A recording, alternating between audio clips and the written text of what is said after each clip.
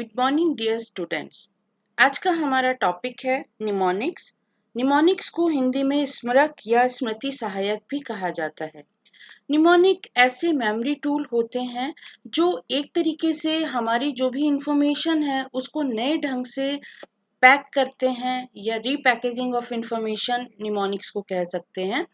तो इससे क्या होता है कि जो भी इंफॉर्मेशन हमारे पास उपलब्ध है उसको हम ज़्यादा अच्छे ढंग से स्टोर कर पाते हैं और जब उसकी आवश्यकता होती है तो उसे यूज़ भी कर पाते हैं। निमोनिक्स में जो भी मटेरियल हमारे पास उपलब्ध है उस इंफॉर्मेशन को नई विधियों के द्वारा इस तरीके से अरेंज किया जाता है, इस तरीके से एसोसिएट किया जाता है कि जो उन्हें याद करना होता है वो आसान हो जाता है और जटिल से जटिल सूचना को भी सही क्रम में आसानी से याद किया जा सकता है। तो निमोनिक्स के बारे में और विद्वानों ने क्या कहा है इस बारे में हम देखते हैं। निमोनिक शब्द का ओरिजिन निमोनिकोस ग्रीक वर्ड से हुआ है जिसका अर्थ होता है ऑफ मेमोरी और रिलेटिंग टू मेमोरी, यानी निमोनिक या जिसे हम हिंदी में स्मृति सहायक या स्मरक कह रहे हैं, ये ऐसी विधियां हैं जो कि मेमोरी से रिलेटेड हैं। मार्टिन ने इसको परिभाषित करते हुए कहा है कि निमोनिक्स ऐसी विशेष विधियां या स्ट्रैटेजीज हैं जो कि चेतन रूप से प्रयुक्त की जाती हैं और इनका जो पर्पस होता है वो मेमोरी को इम्प्रूव करना होता है। तो ऐसी विधियां या स्ट्रैटेजीज जो कि मेमोरी को इम्प्रूव करने के लिए, मेमोरी में सुधार करने के लिए प्रयासित की जाती हैं, उन्हें निमोनिक्स कहा जाता है। सॉल्सो कहते हैं कि निमोनिक ऐसी टेक्निक्स हैं जिनके माध्यम से कूट संकेतन और प्रत्याहन को आसान बनाया जा सकता है, यानी मेमोरी से इन सूचनाओं का कूट संकेतन और रिकॉल आसान हो जाता है यदि हम निमोनिक्स यूज करते हैं। तो इस प्रकार से निमोनिक्स जो हैं वो मेमोरी में हेल्प कर रही हैं। और यदि हम इनकी विशेषताएं देखें तो जैसे दोनों परिभाषाओं में ये बात स्पष्ट हो रही है कि निमोनिक्स मेमोरी एड होती है, मेमोरी में सहायता प्रदान करती है और इसमें हम किन्हीं विशेष प्रकार के एसोसिएशंस का यूज करते हैं जो कि हमें हमारे विचार या जो कुछ भी हमारे पास इंफॉर्मेशन उपलब्ध है उसको याद करने में मदद करता है। फिर आपने भी पहली परिभाषा में देखा था मार्टिन की परिभाषा में कि उन्होंने स्पष्ट रूप से कहा है कि निमोनिक कॉन्शियस एफर्ट होती है। निमोनिक्स अनकॉन्शियसली नहीं होता, हम जानबूझकर विशेष तकनीकों का यूज करते हैं जिससे हम अपनी मेमोरी को इम्प्रूव कर सकें। एडॉन्स एडॉन से तात्पर्य है कि हम निमोनिक्स जब यूज कर रहे हैं तो उसमें कुछ कमी नहीं कर रहे बल्कि इसमें कुछ ऐड कर रहे हैं जिससे कि वो इंफॉर्मेशन जो हमें याद रखनी है उसको हम आसान तरीके से संगठित कर सकें।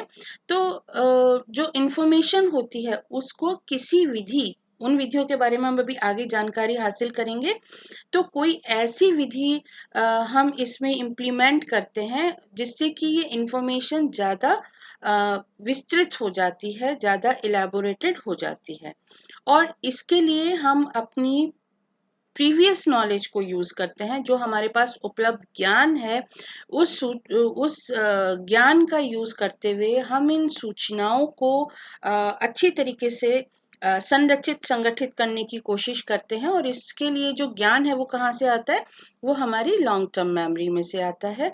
और जो भी हमारे पास प्रतिमाएं उपलब्ध हैं, विजुअल इमेजरी उपलब्ध है या तरीके उपलब्ध हैं, उनको हम नए ढंग से इम्प्लीमेंट करके जो हमारे नई सूचनाएं आ रही हैं उनको ग्रहण करने की कोशिश करते हैं। अगली विशेषता आती है कि निमोनिक में आप जो इंफॉर्मेशन आपको मिल रही है उसको एज सच स्टोर नहीं करते बल्कि उसको नए ढंग से अरेंज करते हैं, रीऑर्गेनाइज करते हैं और उसको इस तरीके से ऑर्गेनाइज करते हैं कि उस जो भी आपने खंड आपने लर्न करा है, उसमें से यदि आप किसी भी एक पार्ट को आप रिट्रीव करते हैं, तो बाकी सूचना भी आप याद कर पाते हैं। यानी एक अंश को प्रत्याहनित करने के बाद आप बाकी हिस्से को भी आसानी से याद कर पाएं। इस तरीके से इंफॉर्मेशन को रीऑर्गेनाइज किया जाता है। एक और जो इसकी हम लिमिटेशन कह सकते हैं, विशेषता कह सकते हैं कि निमोनिक सब जगह कामयाब नहीं है। निमोनिक्स बहुत अच्छी विधि है और हम बहुत सारी सूचनाओं को इसके माध्यम से याद कर सकते हैं, लेकिन ये ज़्यादा जटिल मटेरियल जो होता है, कॉम्प्लेक्स मटेरियल जो होता है, जैसे आपकी जो टेक्स्ट बुक की जो इंफॉर्मेशन होती है, उसको संचित करने के लिए ये सीमित रूप में आप इसका यूज कर सकते हैं। सारी विधियों को आप इसमें यूज नहीं कर सकते। अब निमोनिक्स के महत्वपूर्ण प्रकारों के बारे में बात कर ली जाए। सबसे पहला जो प्रकार है म्यूजिक निमोनिक्स, जिसे संगीतिक स्मरक भी कहते हैं। ये निमोनिक्स का एक ऐसा प्रकार है जिसमें सॉन्ग्स या जिंगल्स, छोटी छोटी जो राइम्स होती हैं, उनको निमोनिक्स के रूप में यूज किया जाता है और एक तरीके से ये अधिगम को आसान बनाते हैं, सरल बनाते हैं और बेहतर बनाते हैं। इसका एक बहुत अच्छा एग्जाम्पल है, जब छोटे बच्चों को लर्निंग कराई जाती है तो वो सिंगिंग फॉर्म में कराई जाती है। जैसे ABC जो उन्हें लर्न कराया जाता है, वो राइमिंग फॉर्म में लर्न कराया जाता है। दूसरा जो टाइप है वो है नेम निमोनिक्स, जिसे एक्रोनिम भी कहा जाता है। एक्रोनिम छोटे छोटे जो भी हमारे पास जो वर्ड होता है, उसके फर्स्ट लेटर को फॉर्म करके छोटे वर्ड्स बना लिए जाते हैं। और ये जो है, जो इनिशियल जो लेटर होता है, उसको फ्रेम करते हुए सार्थक शब्द, सार्थक तो नहीं कहना चाहिए, मतलब एक वर्ड बन जाता है जो अपने आप में कंप्लीट वर्ड होता है। इसका एग्जांपल है विबग्योर, जिससे आप बहुत सारे लोग परिचित हैं। VIBGYOR stand for colours of the rainbow, violet, indigo, blue, green, yellow, orange और रेड। और इसी प्रकार से नोएडा, शायद आपने कभी सोचा भी नहीं होगा कि नोएडा एक एक्रोनिम है, विच stand for new Okhla industrial development authority. तो हम अपने दैनिक जीवन में इस तरीके के बहुत सारे एक्रोनिम्स को यूज कर रहे होते हैं और हमें पता भी नहीं होता। नेक्स्ट है एक्सप्रेशन और वर्ड निमोनिक्स। इसमें क्या होता है कि जो भी वर्ड होता है, उसके फर्स्ट लेटर को इस तरीके से अरेंज किया जाता है कि एक सेंटेंस या फ्रेज का फॉर्म ले लेता है।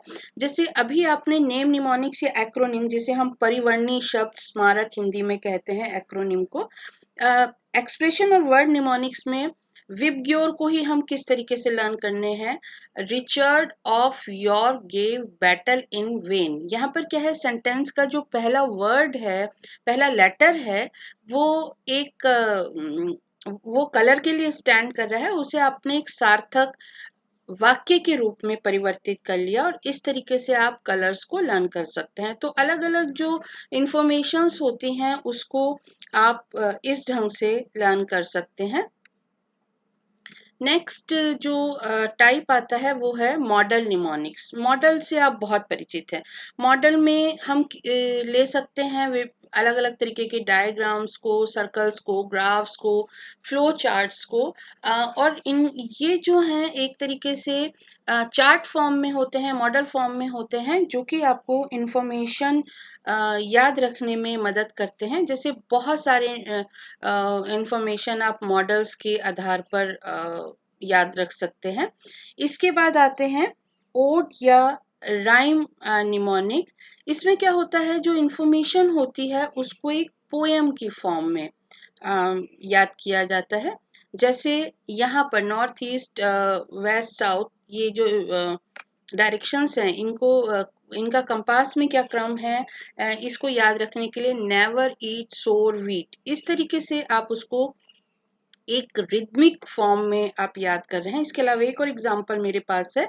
इसमें हमारे पास जो नर्व्स हैं, उसको याद रखने के लिए, टाइप ऑफ नर्व्स को याद रखने के लिए, देखिए कितने मुश्किल नाम है, ऑल्फैक्टरी, ऑप्टिक, ऑक्यूलोमोटर, ट्रॉक्लियर याद रखने में, क्रम से याद रखने में थोड़ी कठिनाई का अनुभव होगा, तो इसके लिए एक आसान सा राइम तैयार हो जाता है। On old Olympus towering tops a Finn and German viewed some hops. अब इनके जो इनिशियल जो लेटर्स हैं उसके आधार पर जो भी नर्व्स हैं उनको याद किया जा सकता है। इस तरीके से अलग अलग तरीके के राइम्स भी आप कई जानते होंगे। इसके बाद नेक्स्ट टाइप जो है वो नोट ऑर्गेनाइजेशन निमोनिक्स, इससे आप बहुत परिचित हैं। इसमें क्या होता है कि जो भी हमारे नोट्स होते हैं उनको नए तरीके से, नोवल मेथड से उनको अरेंज किया जाता है। जैसे जैसे सिंपल तरीका है हेडिंग, हेडिंग यदि आप देते हैं तो बाकी का नोट आपको याद आ जाता है, लेकिन यहाँ पर हम बात कर रहे हैं use of flash cards and list. Flash cards क्या होते हैं? फ्लैश कार्ड्स एक कार्ड टाइप का होता है। इसमें जो आप ये कार्ड देख रहे हैं, इसके फ्रंट में जो इंफॉर्मेशन दी होती है, इसके रिवर्स में उसकी डिटेल दी गई होती है। तो एक साइड पे वर्ड या क्वेश्चन लिखा होता है और दूसरी साइड पर उसके आंसर लिखे होते हैं। तो इस तरीके से आप बहुत सारे फ्लैश कार्ड, बच्चों को सिखाने के लिए बहुत आसान तरीका है। जैसे आगे चित्र बना हुआ है और पीछे उसकी डिटेल दे रखी है। तो दूसरा जो मेथड आता है वो है लिस्ट। लिस्ट में क्या होता है, एक लिस्ट बना ली जाती है और उसमें ब्रॉड टू डिटेल, यानी ऊपर जैसे हिरार्की होती है, क्रम होता है, उस तरीके से इंफॉर्मेशन को अरेंज किया जाता है। जैसे सबसे ऊपर ब्रॉड डेटा, जैसे अर्थ, अर्थ का डिवीजन हुआ कॉन्टिनेंट, कॉन्टिनेंट का डिवीजन कंट्री में, और इस तरीके से चार्ट जो बनाया जा रहा है, जो नोट्स बनाए जा रहे हैं, उनको हम यूज कर सकते हैं याद रखने के लिए। नेक्स्ट टाइप है इमेज निमोनिक्स। इमेज निमोनिक्स में विभिन्न प्रकार के जो चित्र होते हैं उनको इस तरीके से मेमोरी से एसोसिएट किया जाता है कि चित्र याद आने पर हमें उससे रिलेटेड इंफॉर्मेशन भी याद आ जाती है। ये इमेजेस एक्चुअली ड्रॉन भी हो सकती हैं और सिंपली मेंटल स्केचिंग भी हो सकती है, यानी आप अपने मन में उस चित्र को स्थापित करें, ऐसा भी हो सकता है।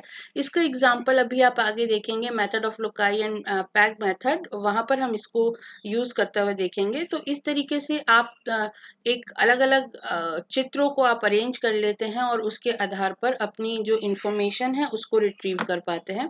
फिर है कनेक्शन निमोनिक्स। कनेक्शन निमोनिक्स में जो भी इंफॉर्मेशन हमारे पास उपलब्ध है, उस इंफॉर्मेशन को प्रीवियस इंफॉर्मेशन जो भी है उसको नई इंफॉर्मेशन से कनेक्ट किया जाता है और उसके आधार पर सूचना का रिट्रीवल किया जाता है। फिर जो नेक्स्ट है वो है spelling mnemonics. Spelling mnemonics mainly spellings को याद रखने में यूज करा जाता है, और इसका एक बहुत अच्छा सा एग्जांपल है। देखिए, प्रिंसिपल और प्रिंसिपल में आप बहुत कंफ्यूज होते हैं, तो यहाँ पर जो एग्जांपल मैंने कोट कर रखा है वो है an principal at a school is your pal, PAL, pal मतलब दोस्त और पल, तो principal at a school is your pal and the principle you believe और follow is the rule, PLE और लास्ट में LE। तो इस तरीके से जो स्पेलिंग्स हैं वो ध्यान करके आप मीनिंग को रिट्रीव कर सकते हैं। तो ये कुछ प्रमुख विधियां थी जिनको ऑल्टर करके हम नई नई विधियों का यूज कर सकते हैं। और एक विशेषता निमोनिक्स की ये भी है कि जितनी ज्यादा अटपटे एसोसिएशंस हम करेंगे, उनको याद रखने की संभावना उतनी ज्यादा हो जाती है। तो इसमें कहीं ना कहीं पे आपकी क्रिएटिविटी भी इन्वॉल्व होती है। आप जितना क्रिएटिविटी नॉवल ढंग से सोच सकते हैं, उतना ही ज्यादा एफिशिएंटली आप निमोनिक्स को यूज कर सकते हैं। अब यहाँ पर हम कुछ प्रमुख मेथड्स की चर्चा करेंगे। तो सबसे पहला जो मेथड है वो है method of loci. Method of loci को मेमोरी जर्नी, मेमोरी पैलेस और माइंड पैलेस टेक्निक भी कहा जाता है। लोकाई जो है लैटिन वर्ड का हिंदी अर्थ है, जिसका सॉरी लोकाई जो है वो लैटिन वर्ड है जिसका अर्थ होता है प्लेसेस या स्थान। तो ये जो तकनीक है, इसमें जो कार्य किया जाता है वो क्या होता है कि सबसे पहले कुछ जो भी हमारे एनवायरनमेंट में चारों तरफ कुछ प्लेसेस हैं, और आमतौर पे फेमिलियर प्लेसेस होते हैं, जैसे आपका घर हो गया या कोई रास्ता हो गया, उस फेमिलियर एनवायरनमेंट को विजुअलाइज किया जाता है और उसको विजुअलाइज करके उस वहां पर सूचनाओं को संगठित किया जाता है। और जो कि वो स्थान जो होते हैं, वो पर्टिकुलर प्लेसेस जो होते हैं, वो आपकी इंफॉर्मेशन को रिकॉल करने में आपकी मदद करते हैं। आगे देखते हैं इसका मेथड क्या रहेगा। सबसे पहले क्या करता है कि व्यक्ति किसी एक बहुत फेमिलियर रूम, जहां से वो बहुत परिचित है, जैसे उसका अपना कमरा हो गया, अपना घर हो गया, अपना स्कूल हो गया, कुछ इस तरीके के एनवायरनमेंट की कल्पना करता है और उसमें अलग अलग स्थानों को वो लोकेट करता है और उनकी फिर कल्पना करता है, उनको अपने दिमाग में स्थापित कर लेता है। उसके बाद जो भी कार्य उसे करना है, each point of the speech, suppose उसे कुछ लिस्ट सामान खरीदना है, तो हर एक जो जो भी सामान खरीदना है उसको अपने दिमाग में स्थापित करता है, उसकी इमेज को वो स्थापित करता है। और फिर ये जो सामान की लिस्ट है, जो इमेज उसने स्थापित करी है, उसको उस फेमिलियर रूम के अलग अलग प्लेसेस पर स्टैब्लिश कर देता है, अलग अलग जगह पर स्थापित कर देता है। देखिए एग्जाम्पल मैं आपको भी दिखाती हूँ। सबसे पहले हम ये मान लेते हैं कि व्यक्ति को 5 चीजें खरीदनी है। Cheese, milk, egg, soya sauce and lettuce. सलाद होती है एक तरीके की, लिट्यूस। तो सबसे पहले व्यक्ति जो है अपने घर के किसी कमरे के बारे में या घर के नक्शे के बारे में सोचेगा और उसके बाद वो मन ही मन वहां पे विचरण करेगा, एक कमरे से दूसरे कमरे में या एक स्थान से दूसरे स्थान पे। इसके लिए एक्चुअली भी घूम सकता है और मन ही मन में भी घूम सकता है। और अब वहां पर कल्पना करेगा कि वहां पर जो भी स्थान है वहां पर वो इन लिस्ट की जो चीजें हैं उनकी प्लेसिंग कर देगा। जैसे चीज जो है वो एक रैक पर टंगी हुई है, मिल्क जो है वो किचन के नल से टपक रहा है, एग्स रास्ते में हॉलवे में रखे हुए हैं, सोया सॉस की बोतल चेयर पर रखी हुई है। आप ये देखिए, ये जो फर्नीचर या जो भी जगह है ये घर के फेमिलियर प्लेसेस हैं और ये सामान इससे एसोसिएट करने के साथ साथ अब व्यक्ति को जब अपने घर की जो परिचित चीजें हैं वो याद आएंगी तो उसे अपनी लिस्ट के आइटम्स भी याद आ जाएंगे। आपको सुनने में ये बड़ा विचित्र सा लग सकता है, लेकिन जितने ज्यादा विचित्र एसोसिएशन स्टैब्लिश होंगे उतना ही याद करना आसान हो जाता है। नेक्स्ट मेथड बहुत पॉपुलर मेथड है ये भी, इसे पैगवर्ड मेथड या शंकु या खूंटी शब्द प्रणाली कहा जाता है। और इसमें क्या होता है, ये भी कहीं ना कहीं मेथड ऑफ लोकाई जैसा ही मेथड है, लेकिन इसमें अंतर ये है कि आप जो भी एसोसिएशन स्टैब्लिश कर रहे हैं वो ऐसी सूचना के साथ कर रहे हैं जो कि आप पहले से ही आपके मस्तिष्क में है, आपकी मेमोरी में है। और ये जो पहली जो सूचना है जिसे हम पैक कह रहे हैं वो आमतौर पर राइम फॉर्म में होते हैं। जैसे एक एग्जांपल है, टिपिकल सीरीज जो पैक वर्ड्स की जो यूज करी जाती है वो है 1 इज अ बन, 2 इज अ शू। नंबर्स आमतौर पे पैक के रूप में काम करते हैं। तो 3 is a tree, 4 is a door, 5 is a hive. ये देखिए अब इन पैक्स को किस तरीके से यूज किया जा रहा है। वही लिस्ट हम फिर से लेते हैं जिसमें बन, milk, egg, soya sauce and lettuce था। तो अब इसको कैसे एडजस्ट किया जा रहा है। 1 इज अ बन, तो जो चीज है वो हैमबर्गर में रख दी जा रही है। Shoe full of milk, 2 is a shoe, तो मिल्क जो है वो शू में कर दिया। Egg dangling from a tree, 3 is a tree, तो एग्स उसके साथ अटैच कर दिए एंड सो ऑन। तो इस तरीके से आपके पास जो पहले से उपलब्ध सूचना है, जो पहले से एसोसिएशन बने हुए हैं, उसके साथ नई इंफॉर्मेशन को अटैच कर दिया जाता है जिससे कि उसको याद रखना आसान हो जाता है। वैसे तो बहुत सारे मेथड हैं, मेथड जो आपके निमोनिक्स के हैं, जैसे हमने जो डिफरेंट टाइप्स बताए, लेकिन यहाँ पर मैं कुछ ही मेथड्स के बारे में बात कर रही हूँ। तो नेक्स्ट मेथड हमारा आता है चंकिंग एंड ऑर्गेनाइजिंग। चंकिंग शब्द आपके लिए नया नहीं है, आप पहले भी इसके बारे में जान चुके हैं। चंकिंग शब्द का यूज मिलर ने किया था और वो ये कहते हैं कि हमारे पास जो जितनी भी इंफॉर्मेशंस हैं उनको यदि हम चंक्स के रूप में ऑर्गेनाइज करें तो हम इंफॉर्मेशंस ज़्यादा इंफॉर्मेशंस को हम एकत्रित कर सकते हैं। चंकिंग में क्या होता है कि जो भी इंफॉर्मेशंस होती हैं उनको स्मॉल पीसेस में ब्रेक कर लिया जाता है, उनकी ब्लॉक्स बना लिए जाते हैं जिनसे उनको याद करना आसान हो जाता है। और हमारा जो ब्रेन होता है वो बहुत लिमिटेड इंफॉर्मेशन को स्टोर कर सकता है। तो जैसे शॉर्ट टर्म मेमोरी में याद करना है तो वो चंकिंग निमोनिक्स जो है उसके लिए जो कठिन डिटेल्स हैं उनको सिंप्लीफाई कर देती हैं, आसान कर देती हैं, सरलीकृत कर देती हैं। तो जैसे चंकिंग में आप ये देख पा रहे हैं कि बहुत लंबा सा नंबर है। आप अपना टेलीफोन नंबर का ही एग्जांपल ले लीजिए। अपना तो आपको याद ही हो चुका है, लेकिन किसी कोई दूसरा यदि टेलीफोन नंबर आपको याद करना है तो सिंपली आप उसको 3 या 4 चंक्स में याद करके आसानी से याद कर सकते हैं। तो इसमें क्या होता है, समान श्रेणियों में जानकारी को बांट लिया जाता है। ऑर्गेनाइजिंग चंकिंग भी ऑर्गेनाइजिंग का एक मेथड है, लेकिन इसके अलावा भी और अलग अलग तरीके के संगठित करने के मेथड यूज किए जाते हैं, जिसमें जो सेम कैरेक्टरिस्टिक वाली इंफॉर्मेशन है उनको साथ साथ रख के उन इंफॉर्मेशंस को याद कर सकते हैं। इसके लिए आप अपने कोई भी तरीका, आपका जो भी कोई पैरामीटर लेकर आप उसको तार्किक ढंग से अरेंज करके और उनको याद रख सकते हैं। नेक्स्ट मेथड आता है लिंकिंग मेथड या नैरेटिव मेथड। इसे चेनिंग मेथड भी कहा जाता है। और इसमें क्या होता है कि जो भी आइटम्स याद रखने हैं उनको एक स्टोरी की फॉर्म में याद रखने की कोशिश करी जाती है।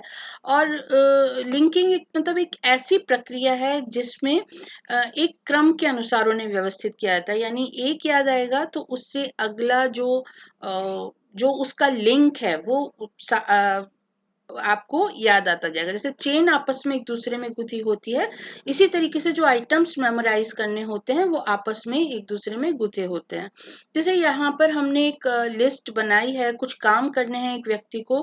कार वॉश, वेजिटेबल्स खरीदनी है, पोस्ट ऑफिस पे रुकना है और लॉन्ड्री, कपड़े धुलने के लिए देने हैं। तो उसकी स्टोरी कैसे बनेगी, कैसे आइटम्स चेन होंगे। Picture car going through a car wash. सबसे पहले कार की पिक्चर अपने दिमाग में बनाइए, या आप ड्राइंग भी कर सकते हैं। कार वॉश, लेकिन वो कार वॉश पानी से ना होकर वो वेजिटेबल से हो रही है। देखिए कितना सुनने में कितना अजीब लगता है, लेकिन मैं पहले भी ये कह चुकी हूँ कि ये मेमोरी एसोसिएशन जितने अटपटे और विचित्र होंगे उतना ही इफेक्टिवली आप इसे याद कर पाएंगे। ठीक है, चलिए कार वॉश हो गया वेजिटेबल से। और जब कार वॉश से कार निकलती है तो ये एक बड़े से मेल बॉक्स में क्रैश कर जाती है, उससे भिड़ जाती है। और फिर उसको सुखाया जाता है डर्टी लॉन्ड्री से। ये देखिए चारों चीजें, car wash, vegetables, post office और लॉन्ड्री, सब इस छोटी सी जो स्टोरी है इसमें आ गए। और यहाँ पर फिर से मैं आपको ये बात शो करना चाहूंगी कि हम ये कह रहे हैं कि इसमें मेमोरी कम नहीं की जा रही, इंफॉर्मेशन कम नहीं की जा रही, लेकिन उसको बढ़ाया जा रहा है। जो निमोनिक टेक्निक्स होती हैं उसमें इंफॉर्मेशन को इस तरीके से बढ़ाया जाता है कि वो इफेक्टिवली रिट्रीव करी जा सके, इफेक्टिवली उसकी एनकोडिंग की जा सके। तो देखिए 4 जो आपके वर्ड्स थे उसके लिए 4 सेंटेंसेस तैयार हो गए। अब बात आ जाती है निमोनिक्स का बेनिफिट क्या है, फायदा क्या है, किस तरीके से उपयोगी सिद्ध होती है। तो निमोनिक्स जो है, जो सबसे पहला इसका हम फायदा कह सकते हैं कि निमोनिक्स हमारे अलग अलग जो कॉग्निटिव डोमेन्स हैं, जो अलग अलग क्षेत्र हैं, उनसे संबंधित जानकारियों के साथ कार्य कर सकती है और सहायक हो सकती है। जो अलग अलग डोमेन की जो इंफॉर्मेशन आ रही है उनको हम अच्छे से संचित कर सकते हैं।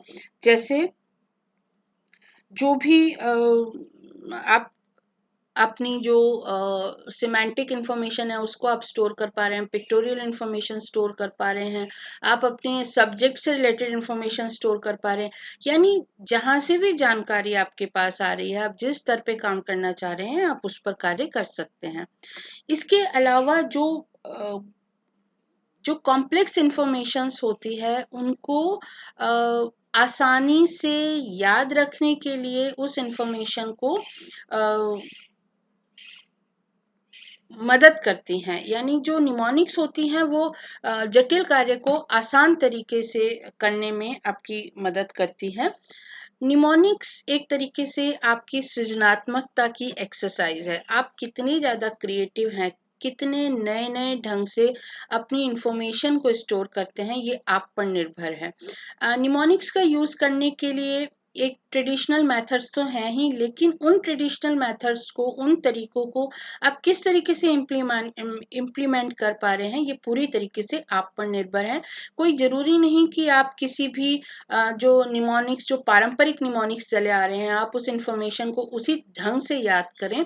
आप अपने ढंग से नए निमोनिक्स का निर्माण भी कर सकते हैं, और ये जो है इससे आपकी याददाश्त में सुधार होता है, याद रखने की जो एबिलिटी है वो आपकी बढ़ जाती है।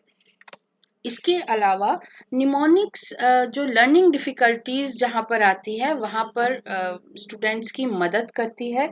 सीखने संबंधी समस्याओं वाले छात्रों के लिए बहुत उपयोगी है, क्योंकि ये इस तरीके से इसका संगठन होता है कि ये एक ही पॉइंट जो है वो बहुत सारी इंफॉर्मेशन को याद रखने में मदद करता है, वो एकदम से दिमाग में आ जाते हैं।